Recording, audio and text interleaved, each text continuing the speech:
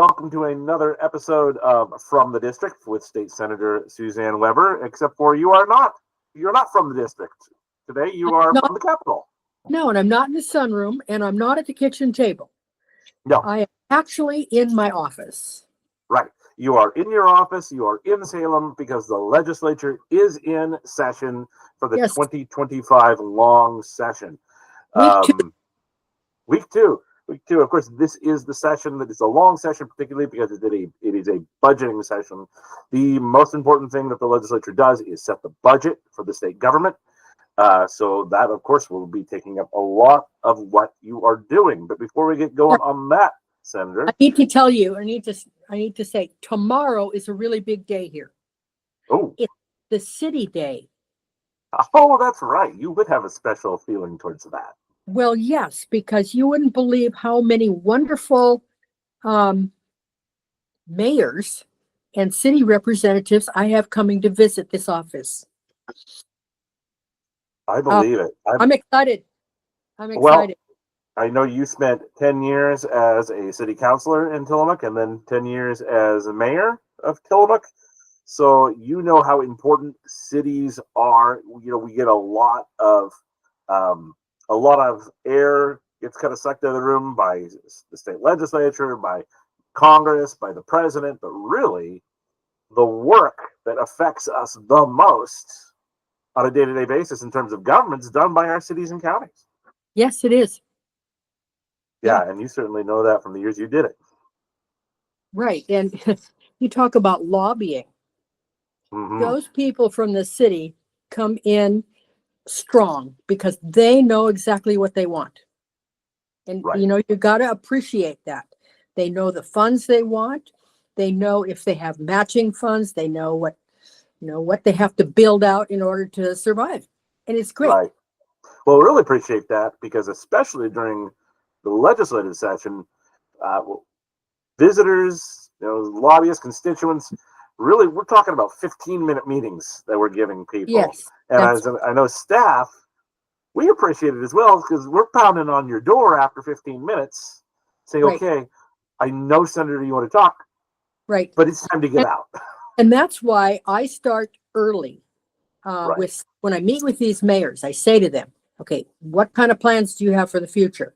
We're going to be getting to you with, the capital construction form. So right. You're going to need engineering. You're going to need to know what your match is.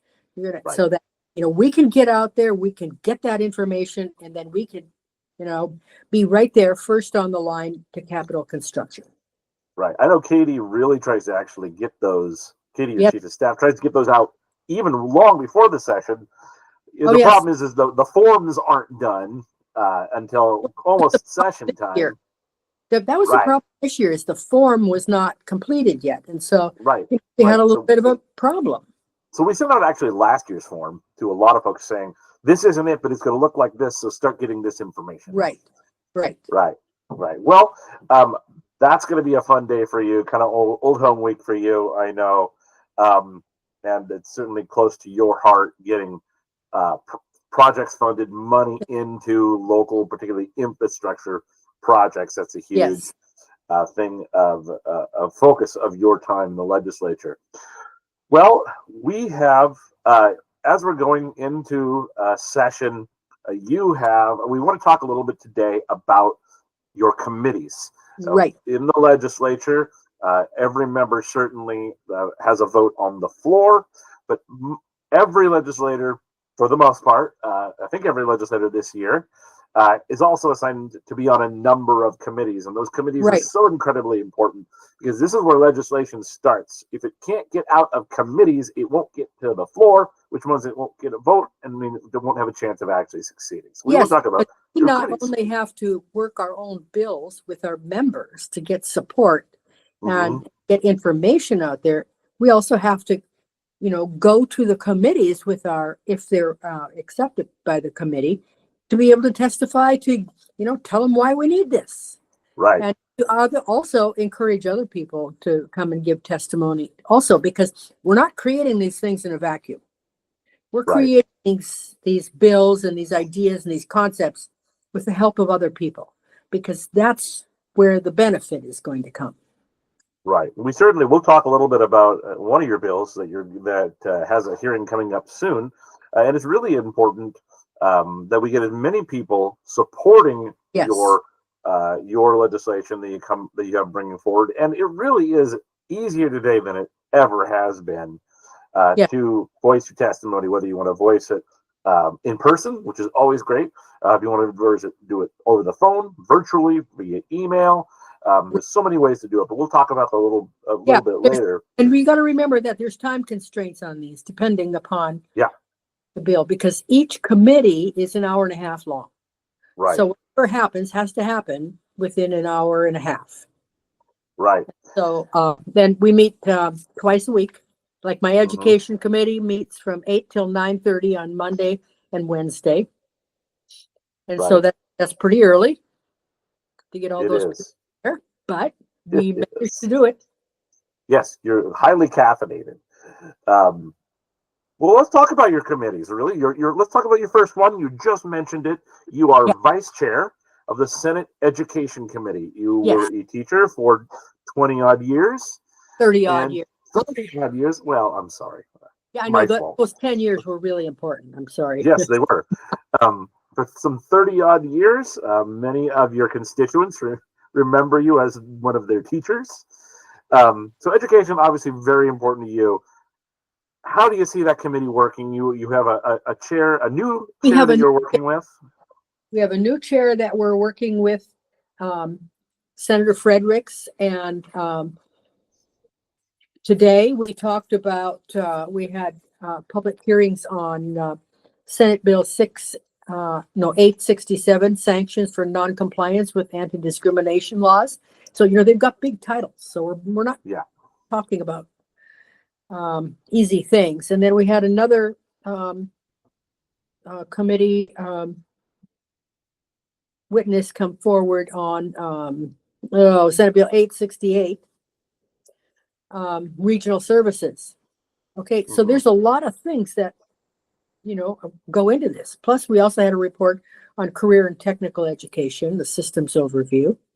Right. And so we did a lot of work this morning. Yeah. And I know just earlier you had a presentation on the Talented and Gifted program and how that works. But you really run the gamut of not only education of K through 12, although that's certainly what we are most, I think, but we're talking about education around college and around career technical education, the trades, things like that. And childcare. When we get to the Ways and Means education, we're going to go from childcare and infants all the way through college, and career and technical training. All of those things are going to come into our purview. Right. We had an overview today of how this all works, especially with Ways and Means. And so, that was an hour and a half of, well, I guess we got 20 minutes back of how this committee is going to work. And so that was really interesting.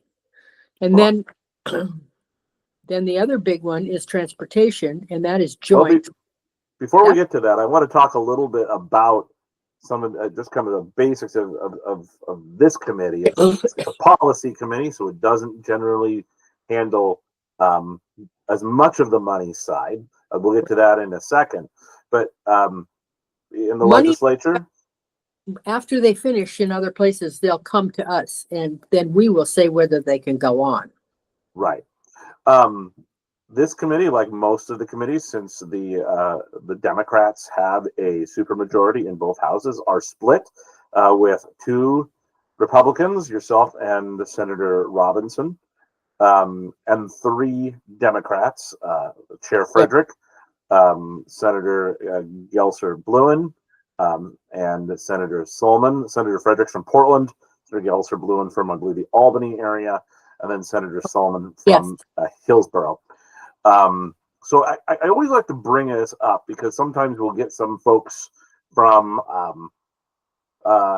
your your party, some constituents who are more right leaning, who will want you to do things in the legislature, who want to do things in committee. And Right. it's important to remember, if we can't get at least one of those three Democrats on your side, we can't do anything. You're not going anywhere. So it's important to realize sometimes what we're doing is just making legislation less bad, right? Well, it's really important also to build relationships. Right. Right. Compare dogs, compare kids, compare experiences, get to know people, and then give them your, your 50-cent pitch on why they should support your legislation. Right. Yeah, and sometimes we do get pushed from those folks who get upset maybe that you befriend folks on the other side of the aisle, but really befriending them is how you win them over to your cause, right? Well, I tell you what President Wagner did? We got a gift on the first day, and it was a manila envelope, and in the manila envelope was a list, of all of the people in the Senate, and a rubber stamp. Okay, and our challenge is to have a personal conversation with each one of those people, and as we do it, stamp on our little piece of paper. And when we get the whole thing filled in, we turn it into President Wagner, and he's going to give us a surprise. Well, that's wonderful. I do think it is important that we build relationships with the other side, so that we can win folks to our side when we can. Certainly, I think you have proven yourself willing to put it all on the line when you disagree. You certainly have shown that. So no one can accuse you of otherwise. But that's what education is going to look like. This kind of dovetailing on that, you are also part of the Joint Ways and Means subcommittee on education. Yes. Joint Ways and Means is the committee that appropriates money. Yes. So this is a subcommittee that hears about the financial needs on education. Yeah, this is a continuation. I have been on this committee before, and I find it very interesting. And there's a lot of things that we as members of the committee agree on, and there are some things that we would like to be able to change, and hopefully we'll be able to come across and do some of that. Right. How do you feel so far? I don't believe the committee's met yet. Yes, it has. It has. Well, yes, that shows how much I have been paying attention to this, because usually I'm involved in these hearings. Today today was our first meeting. We had an overview of what we're going to be doing. Well, I feel better about that. It was the first one that I missed. Amazingly, I'm forgiven, I hope. We have 6 people assigned to us from LFO. That's the Legislative Fiscal Office. Yes. Yes. That is a lot of people, because usually we just have each committee will usually have a couple of staffers. So 6. Oh, we have 6 of them. That's crazy. Yes. Well, I guess that shows that it is a budget year and there's plans. Yeah. And we're looking at all of the aspects of education. Right. And, right down to declining enrollment. That is also something that plays into it too. And people moving away, that plays in. Well, I think it's really important to have somebody from rural Oregon on these committees. I mean, you have certainly a few. You have Representative Wright, who is on there, as well as Representative Yunker, who I believe is from Southern Oregon. And I don't know him as well, but Boomer, Rep. Wright and I are going to get together and have a talk about all of the education bills that are coming forward from the House and from the Senate, so that we have a little bit better understanding of both chambers and how the bills coming forward are going to be, handled. Right. Because we've got over 2,400 bills currently. Right. That's 2,400 of these things. That is And quite you know incredible. that probably only about 500 of them are going to get to the point where they're voted on. Right. However, there's a lot of work that goes into making sure you get the right ones Absolutely. over the finish line. Yes, which, we got a great one. Yeah. That is Senate Bill 466. Yes. Let's break in here really quick and talk about that really quick. Yes, we Senate can Bill talk 466. transportation and other things because We'll we're get going to have there. a lot of time to be able to do that, especially when we get to the part that I'm on the committee for the I-5 bridge. I Yeah. think it'll be really Well, interesting. let's talk about Senate Bill 466. This is one of your bills where Yeah. you're a chief sponsor to help fund the Oregon Summer Star program. Tell us a little bit about that. It's a summer camp for military kids. We have kids in our state whose parents are deployed, and they come with a whole special set of circumstances. This is an opportunity.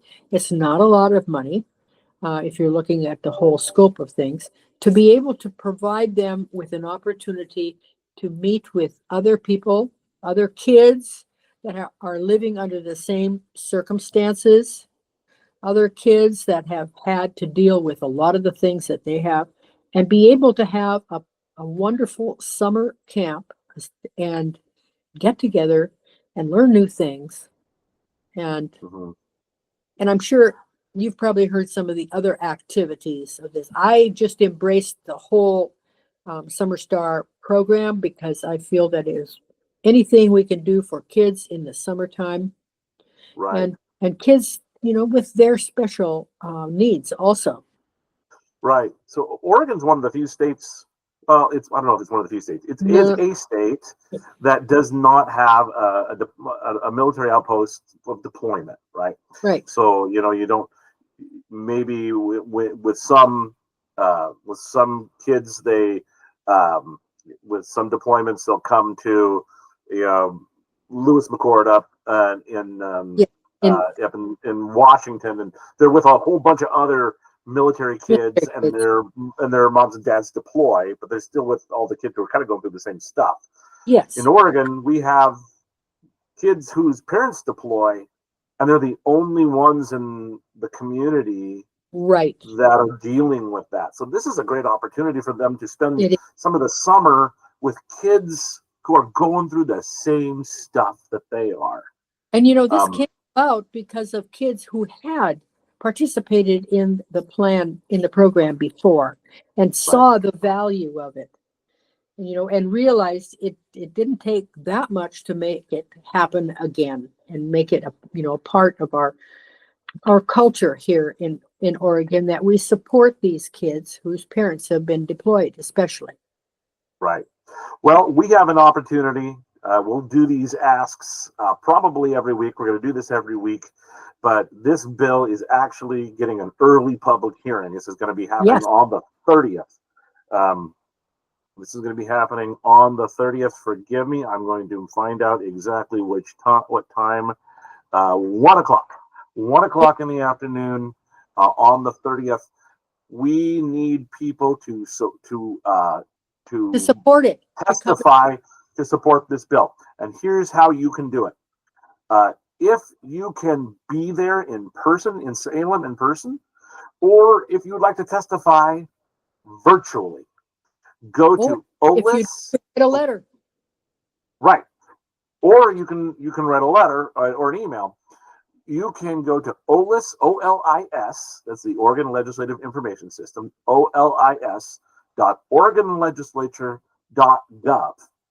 And then on the upper right corner of your screen, you click the Bills tab.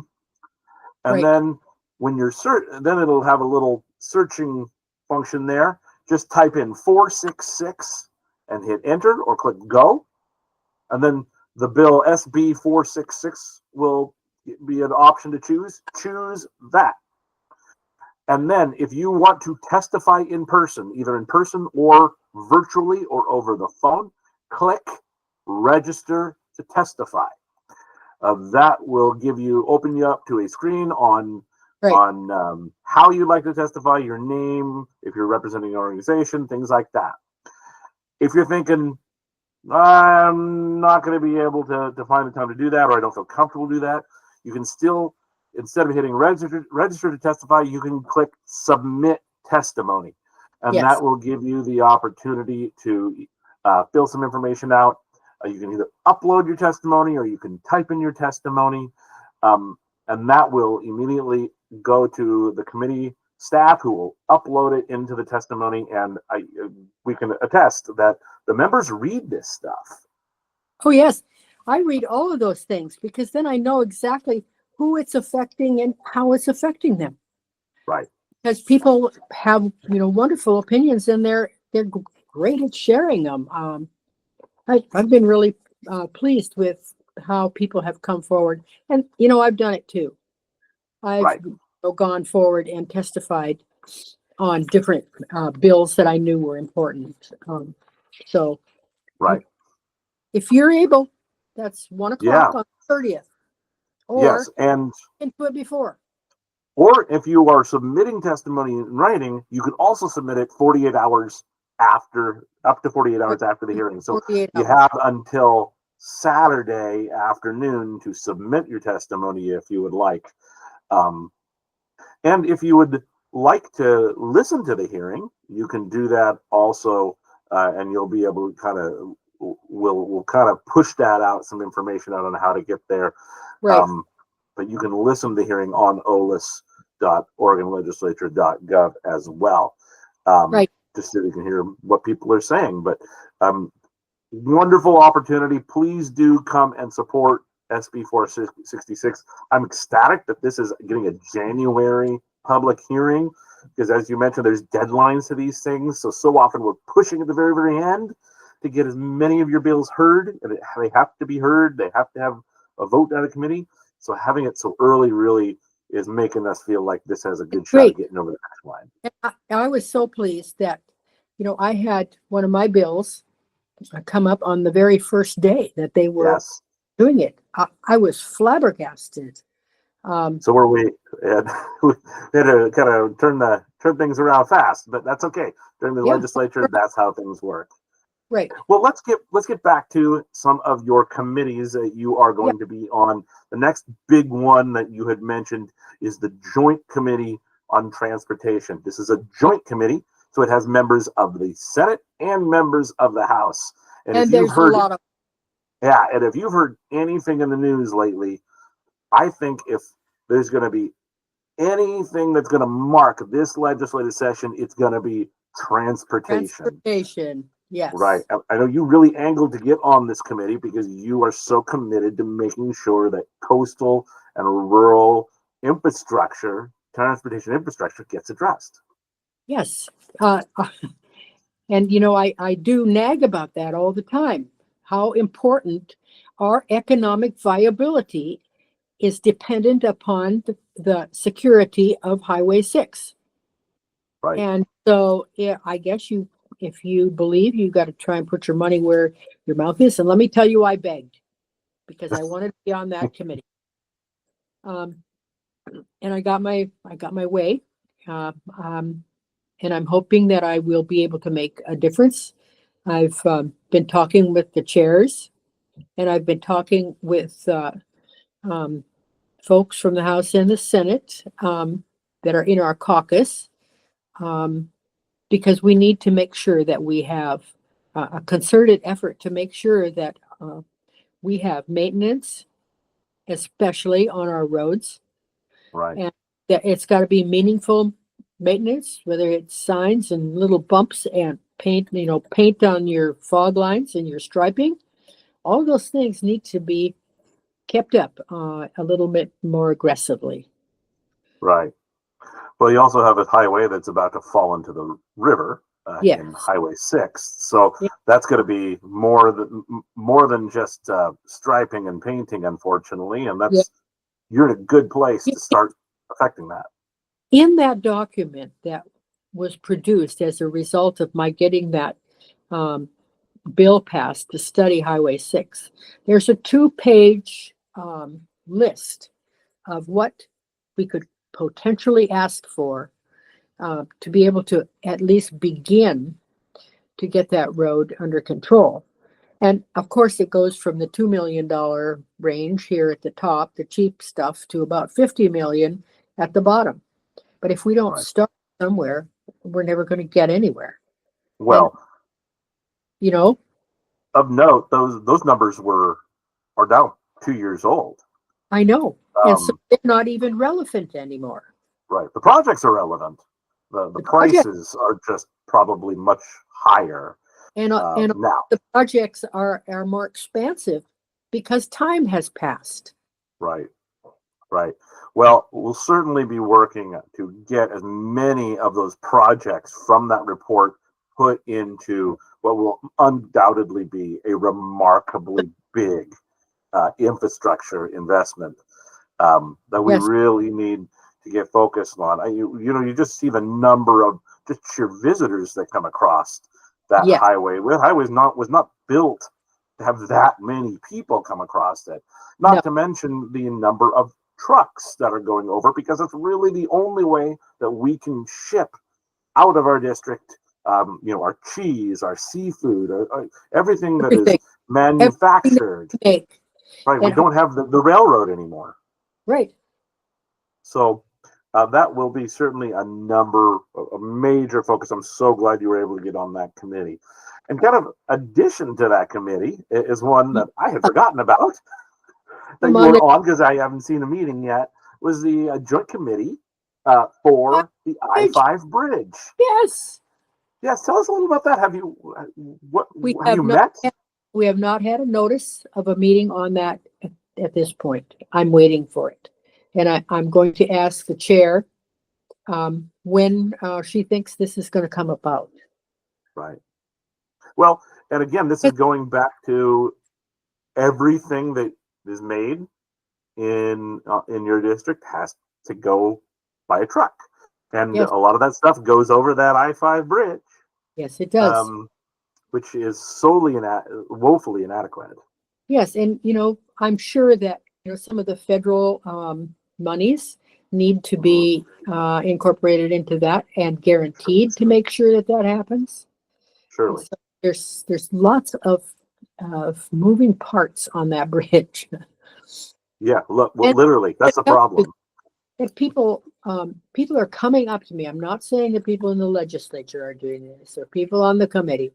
There are people that are coming up to me and in conversation saying, I would support a toll because, the governor said she was, going to lay off on that. And we weren't going to be talking about tolls.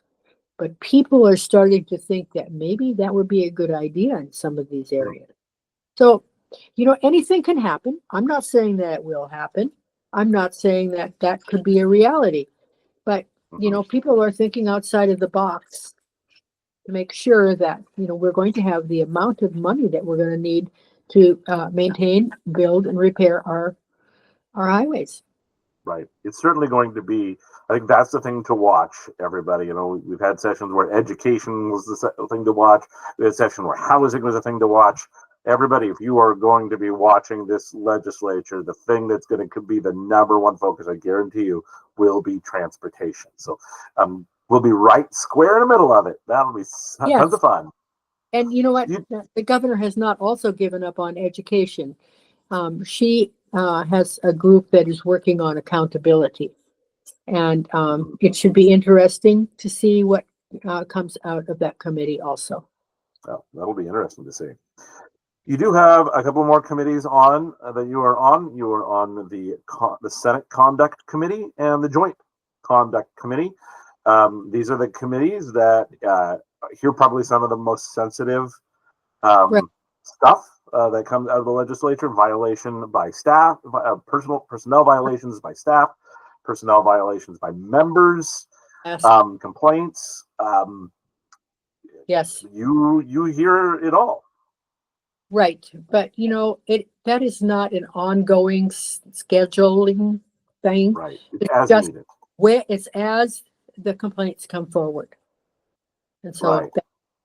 and I'm still also working on my task forces. So Right. we have And I will we'll note that those conduct committees are the one, I think perhaps the only committee in the entire legislature that is evenly split Yes, between it is. Republicans and Democrats. The chairs are co-chairs are a Republican and a Democrat, so you don't have a situation where one party is causing persecution of the other party. So Right. that's good to know. Well, Senator, I have promised that we are going to keep these to 30 minutes. Right. But we have a lot to talk about, and you know what? We do. We're going to be back, and we're We going to are. have new topics because things are going to continue to move here with a great deal of speed and relevance and things you want to know. So we'll be back. Yes. So we'll be doing these as we always do during session for 30 minutes every week. So we'll do these out every week towards the middle to the end of the week. So hopefully you'll be able to sign up for any testimony, submit any testimony on any, and know what's coming up. Of course, as you said, Senator, things go very, very quickly. So sometimes we won't be able to get it to you as quickly as we possibly can, but we'll always do our best. Yes, we will. And if you can't, let you know. And please do follow Senator Weber on Facebook. We'll make sure that any testimony opportunities we post there. That's Yes. probably the quickest and easiest place to get the information. And then of course go to OregonLegislature.gov, go to Senator Weber's page, and you can sign up for the weekly newsletter that'll go out during session. So, Senator, anything else as we wrap up on just about 30 minutes? No, I'm anxious for the transportation meeting today, and I'm also going to have a meeting with some people from the Department of Education this afternoon. So I'll be home about 7 o'clock. Very, very, very good. And we look forward to the next 5 months of fun that we'll have with you. So thank you very much, Senator. Always enjoy it. And we'll see you next week, everybody. All righty.